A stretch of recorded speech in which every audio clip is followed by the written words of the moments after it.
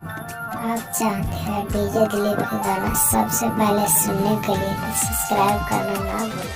हम और आप सुन रहे हैं धनंजय धड़कन को।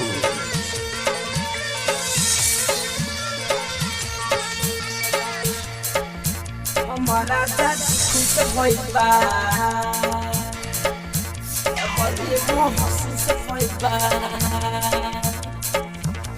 अरे माई रे माई, हमारा दादी खुश भइल बा, अब गे महसूस भइल बा।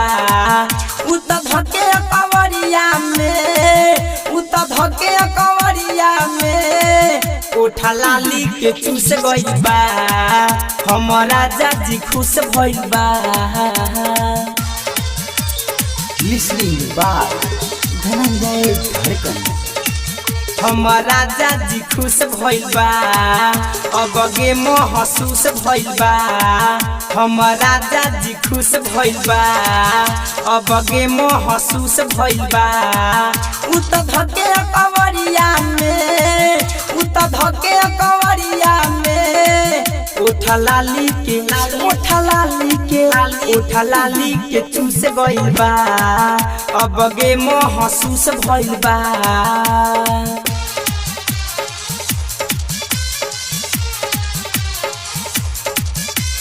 लिसनिंग बाय धनंजय धड़कन।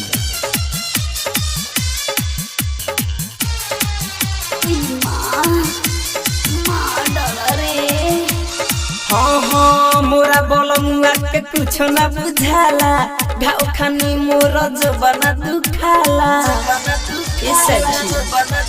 हाँ मोरा बोलमुआ के कुछ न बुझाला, घाव खानी दुनु जबना दुखाला। घटे गइल सखी चके में घटाना, बढ़ गइल बावे देहिया के बथाना, देहिया के बथाना रे देहिया के बथाना। हम बात माने नयन पर सजहन, बात माने नयन पर सजन। यही कारण बेहोश भइल बा, ओठा लाली के चूस गइल बा। हमारा दादी खुश भइल बा, अब गे महसूस भइल बा। अब बर्दाश्त नहीं हो, छोड़ दीना।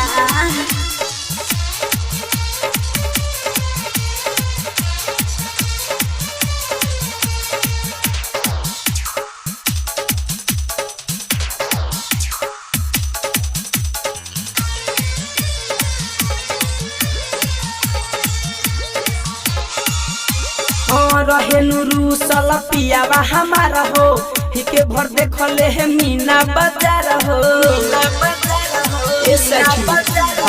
रहेनु रूसल पियावा हमारा हो, हिके भर देखले है मीना बाजार हो। मुड में अपन बनहिले उ जातारा, का कहीं सखी हो पहिले खतरा, पहिले खतरा, पहिले खतरा। पूरा सिस्टम के दिहले बिगाड़, पूरा सिस्टम के दिहले बिगाड़। वो जगह से छटक गइल बा, हमारा दादी खुश भइल बा। अब गे महसूस भइल बा। ये राजा छोड़ दीना, बहुत हो गई हमारी ये।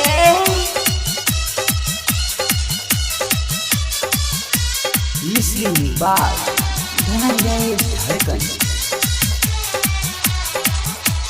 हाँ हाँ राइटर पिया करके कुछो ना बुझाला, फसल फिरोज के बात न सोहाला। अरे सखी हाँ हाँ ये धीरज के कुछो ना बुझाला, विवेक सावन के चाला न सोहाला। धड़कन धनंजय है बतिया के बूझी, तोहरा बिना हमारा कुछो ना सूझी, कुछो ना सूझी। कितना सही हम उनकर गजन, कितना सही हम उनकर गजन। यही कारण सटक गइल बा, ओठा लाली के चूस गइल बा।